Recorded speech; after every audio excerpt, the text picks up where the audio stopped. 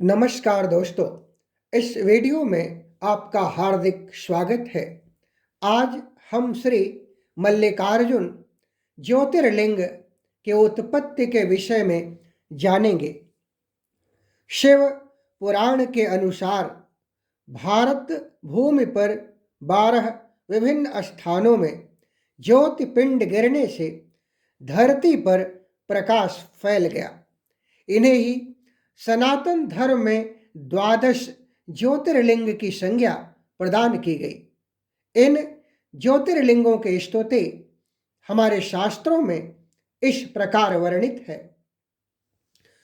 सौराष्ट्रे सोमनाथं च श्रीशैले मल्लिकार्जुनम् उज्जयिनां महाकाल ओंकारम् अमलेश्वरम् परल्यां वैद्यनाथं च डाकिन्यां हेमशङ्करम् सेतुबन्धे तो रामेशं नागेशं दारुकावने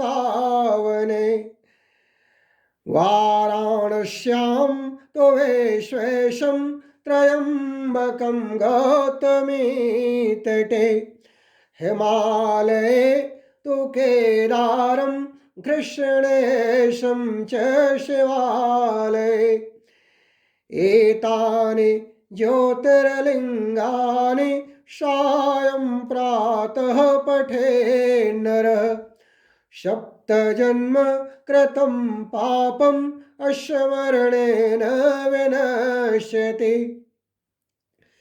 जो मनुष्य प्रतिदिन प्रातःकाल और संध्या के समय इन 12 ज्योतिर्लिंगों का नाम लेता है, उसके 7 जन्मों का किया हुआ पाप इन लिंगों के स्मरण मात्र से मिट जाता है। आंध्र प्रदेश के कुरनूल जिले में कृष्णा नदी के तट पर श्रीशैल पर्वत पर श्री मल्लिकार्जुन ज्योतिर्लिंग स्थित है। इस पर्वत को दक्षिण का कैलाश कहते हैं और इस स्थान को श्री शैलम कहकर पुकारते हैं। महाभारत, शिव पुराण और पद्म पुराण आदि धर्म ग्रंथों में इसकी महिमा विस्तार से बताई गई है। पुराणों के अनुसार प्रथम पूज्य देवता का चुनाव करने के लिए देवताओं के मध्य एक प्रतियोगिता का आयोजन किया गया। प्रतियोगिता की शर्त ये थी कि जो देवता पृथ्वी की परिक्रमा सबसे पहले पूरी करेगा वही प्रथम पूज्य देव घोषित किया जाएगा। सभी देवता अपने अपने वाहन पर सवार होकर पृथ्वी की परिक्रमा के लिए निकल पड़े। कुमार कार्तिकेय जो देवताओं के सेनापति थे, अपने वाहन मयूर पर सवार होकर प्रतियोगिता में भाग ले रहे थे। वे अपनी विजय के प्रति आश्वस्त थे। श्री गणेश जी के लिए ये कार्य दूसरे देवताओं को बड़ा कठिन लग रहा था।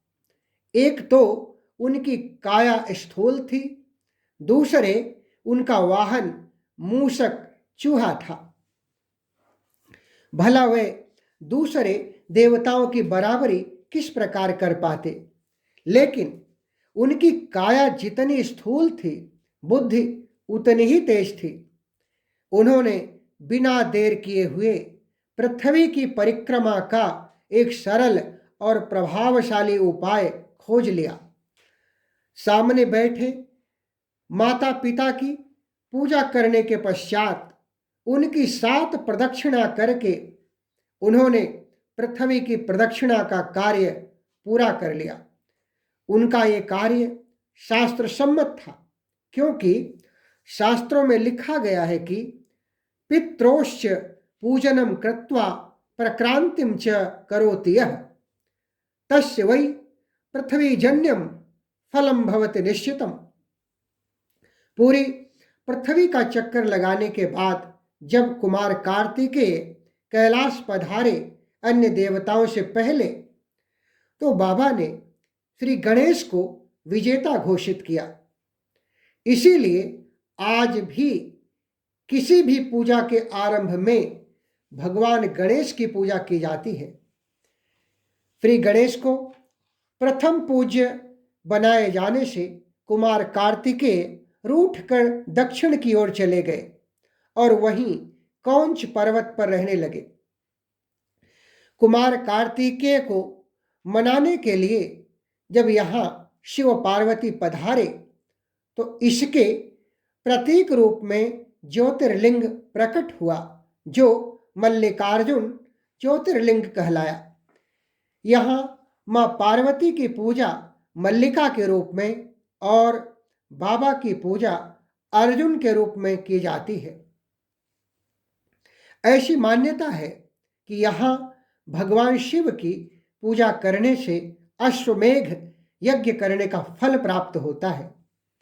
इस मल्लिकार्जुन शिवलिंग का दर्शन, पूजन और अर्चन करने वाले भक्तों की सभी सात्विक मनोकामनाएं पूर्ण होती हैं।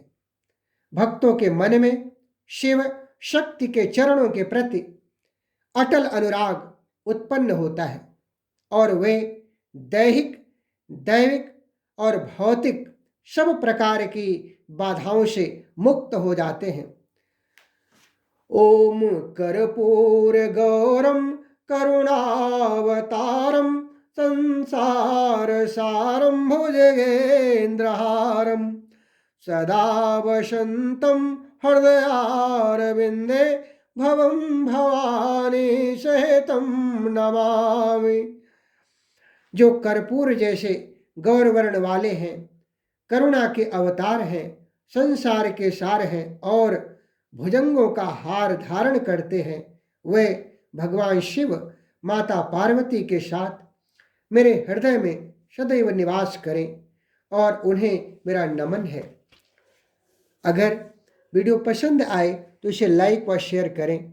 दोस्तों, भक्ति सरोवर अपनी संस्कृति और अतीत से जुड़ने का मार्ग है, अतः इस चैनल को सब्सक्राइब करके अपना अमूल्य समर्थन प्रदान करें। धन्यवाद।